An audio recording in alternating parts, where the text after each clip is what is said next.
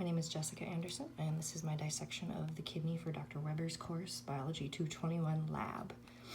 Here we have the kidney. I had made a cut so that it is in anterior and posterior pieces. On the exterior, we have this real thin skin around the outside. That's the renal capsule. To really see the features on the inside, I had to tug at it and kind of pull it.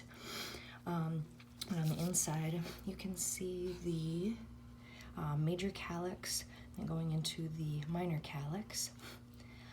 If we go back to this exterior, so right below this renal capsule is this meatier part, the renal cortex.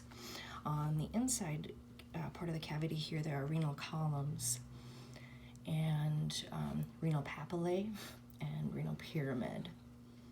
The renal pelvis is here, and the hilum as well. Thank you.